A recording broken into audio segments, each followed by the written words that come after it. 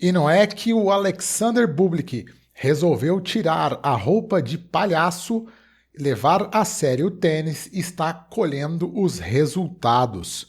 O russo naturalizado kazakh venceu o título do ATP 500 de Rally numa belíssima campanha, na qual ele passou por excelentes tenistas, mais do que excelentes, né? Primeira rodada, Alexandre Miller. Segunda rodada, Tomás Maishak. Quartas de final, bateu ninguém menos do que Jannik Sinner.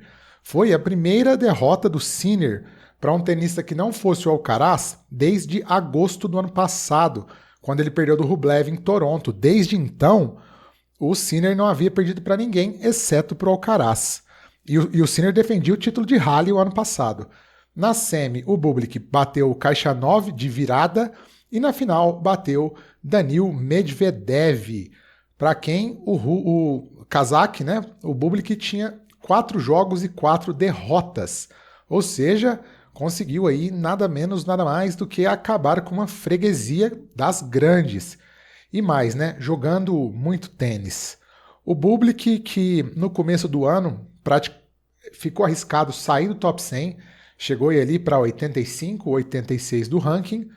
Então, e com algumas declarações bem estranhas, porque ele começou bem no ranking, ele começou em 30 e alguma coisa.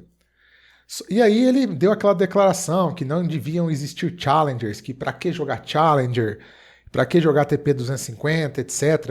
Uma declaração extremamente desnecessária dentre as muitas declarações desnecessárias que o Bublik já tinha dado na carreira. Mas, surpreendentemente, após não defender um título e uma final de ATP 500, ele caiu para 80 e foi se recuperar justamente nos Challengers.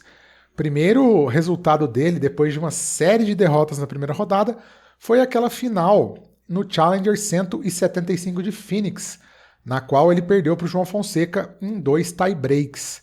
Depois ele continuou embalado, né? Fez oitavas em terceira rodada em Miami, depois furou o quali de Monte Carlo, depois fez oitavas em Madrid, depois venceu um Challenger no Saibro, Challenger 175 de Turim.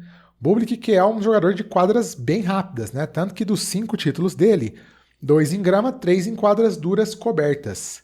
2 em rally, inclusive. Esse título de rally dele foi o bicampeonato em rally. Depois o Bublik fez aquela quartas de Roland Garros, batendo Jack Draper nas oitavas. Um baita de um resultado, né? E por fim agora vai para a grama e faz aí esse belíssimo, belíssimo, belíssimo resultado, que foi o título do torneio alemão. Torneio aí que o Roger Federer ganhava todo ano, né? Tem 10 títulos por lá.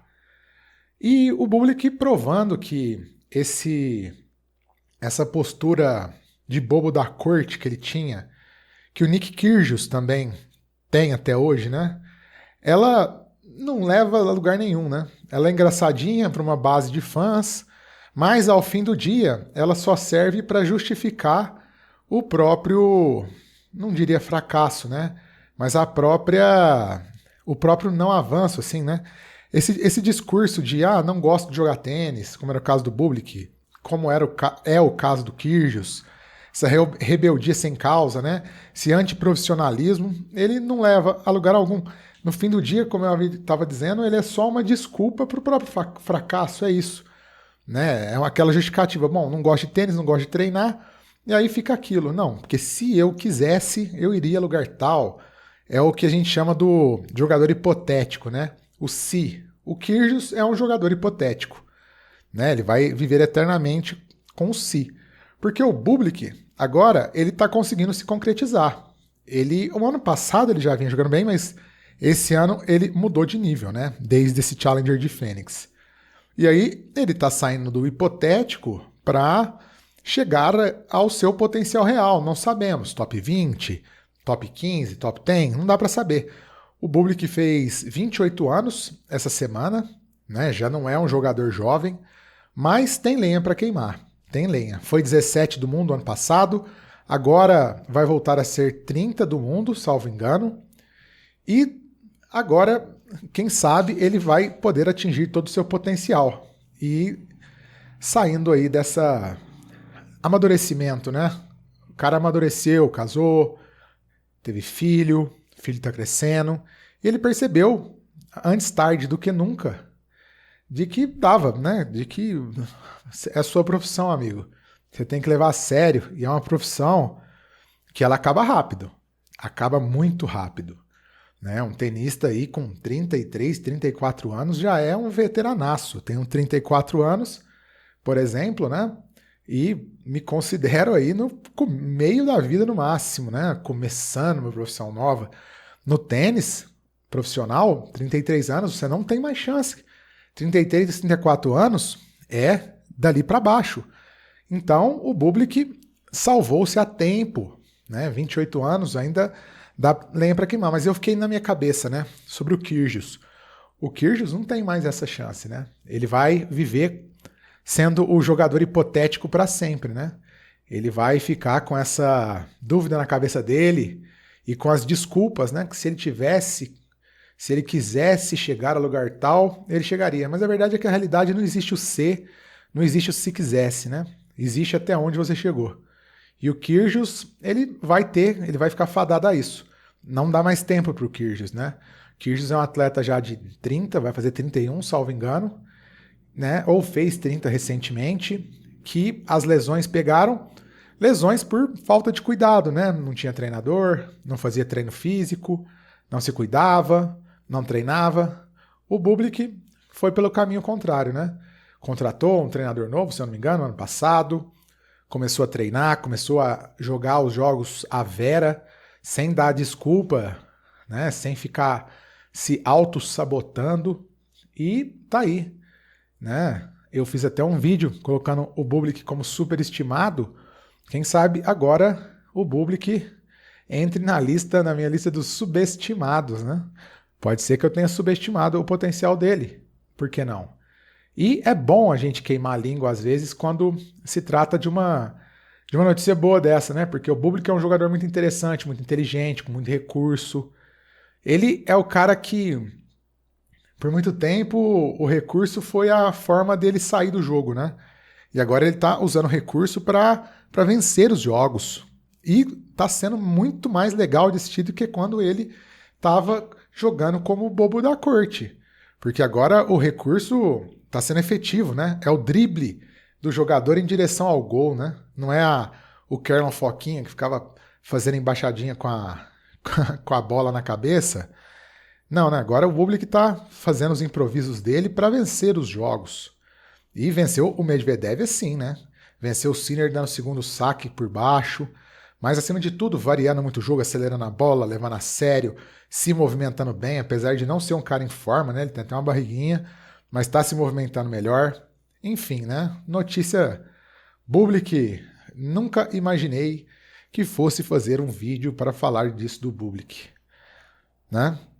Mas é a vida e o tênis, o esporte, ele tem essas boas surpresas. Outro tenista que está jogando final nesse momento é o Carlos Alcaraz em Queen's Club. Só que ele estava ganhando de 4-1 no terceiro set quando eu comecei a gravar esse vídeo. Vamos ver se ele já terminou esse jogo. Terminou o jogo, venceu o Jiří Lehečka por 7-5, 6-7, 6-2 e conquistou o segundo título dele no Queen's Club, no ATP 500 de Londres. Quarto título do Alcaraz na grama já, hein? Favoritaço ao bicampeonato, ao tricampeonato de Wimbledon. Eu fiz a lista dos 10 melhores jogadores da grama, soltei a primeira, vou soltar a segunda amanhã. O Alcaraz já tá caminhando para ela, né? E é curioso porque eu brinquei no Twitter, vou ver se eu até coloco esse print aqui, que a era da internet é a era do imediatismo, do extremo imediatismo na percepção da realidade. Em março, todo mundo tava, Alcaraz cachaceiro, Alcaraz Ibiza, será que o Alcaraz volta a ganhar algum torneio na vida, blá blá blá, né? Aquele imediatismo louco da internet. Vi até vídeo de espanhóis, de jornalista espanhol descendo a lenha no Alcaraz. A fase não era boa, mas também, nossa, não era todo esse desespero, né? E o Alcaraz tá aí, ó, ganhou Monte Carlo, Master de Monte Carlo, vice em Barcelona, campeão do Master de Roma, campeão de Roland Garros, campeão do ATP 500 de Londres. dispara na primeira colocação do ranking do ano e volta a grudar em Jannik Sinner. Quem diria, hein? O Sinner, que era tido como invencível, e o Alcaraz como acabado para o tênis, agora as coisas mudaram. Se o Alcaraz defender o título dele em Wimbledon, ele passa a ser candidato real a voltar para o número 1 do mundo. Porque aí depois de Wimbledon a coisa vira, né? O Alcaraz não defende mais nada e o Sinner defende tudo e a diferença entre eles vai ficando cada vez menor.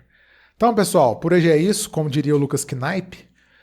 Um abraço para todos, bom domingo. Amanhã ou terça tem João Fonseca, amanhã ou terça tem Bia Haddad. Nos vemos na live. Um grande abraço a todos. Se inscrevam no canal, ativem o sininho das notificações, curtam o vídeo. Não sei o que eu esqueci, hypem o vídeo. E é isso aí, eu sempre me esqueço de apresentar. Meu nome é Luiz Estival, mais conhecido como Alenzão. É isso aí, galera. Valeu e estamos todos publicizados. Fui!